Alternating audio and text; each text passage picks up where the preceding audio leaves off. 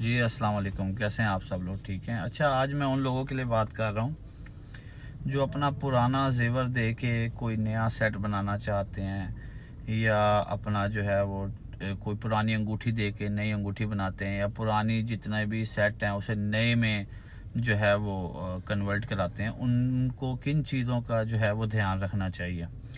अच्छा जी, पहले तो इस बात का ख्याल रखें कि कुछ लोग ये जो आजकल 1-1, 2-2 साल, 5-5 साल जिनको काम भी नहीं आता, ये लोग क्या करते हैं, ये लोग गुमराह कैसे करते हैं, ये लोग आपको गलत गाइड कैसे करते हैं।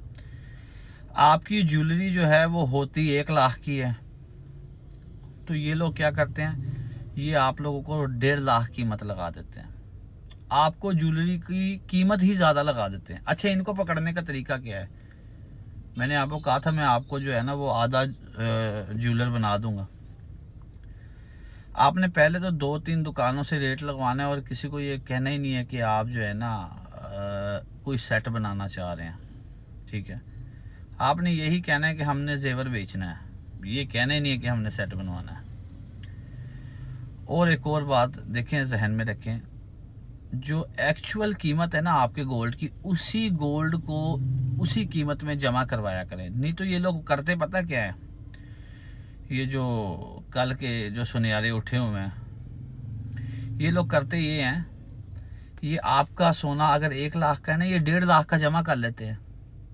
अच्छा, आपको ये लग रहा होता है कि मेरा 1 लाख का सोना था, इन्होंने 50,000 रुपया ज़्यादा में जमा कर लिया।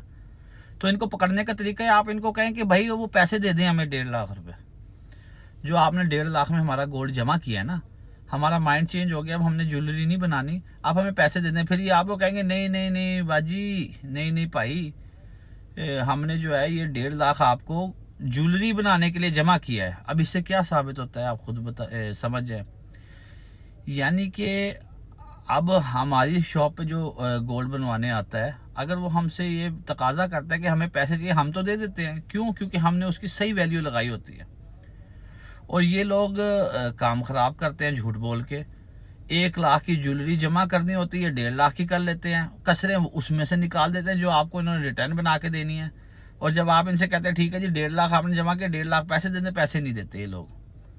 तो इन चीज़ों से बचा करें और ध्यान रखिएगा इन चीज़ों पे कि अपनी ज्वेलरी अगर आपने रिप्लेस करवानी है, पुरानी ज्वेलरी दे के नई ज्वेलरी बनानी है, तो उसकी जो सही वैल्यू है उस पे ज्वेलर्स को जो है वो जमा करवाएं, ताकि आपको वो माल 21 कैरेट दे सके, अच्छा माल आपको रिटर्न में दे सके।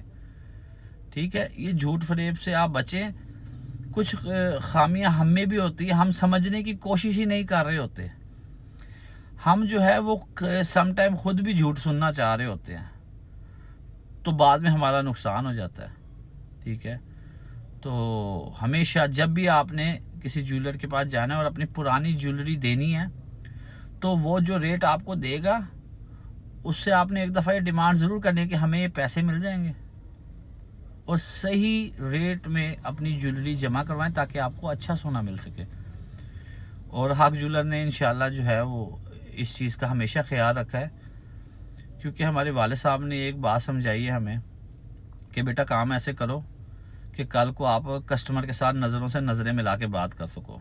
ऐसा काम ना करना कि कल को आपका जो कस्टमर है उसके आगे आपकी नज़रें झुकी हो। तो इंशाल्लाह हम लोग उसी पैटर्न पे काम करते हैं।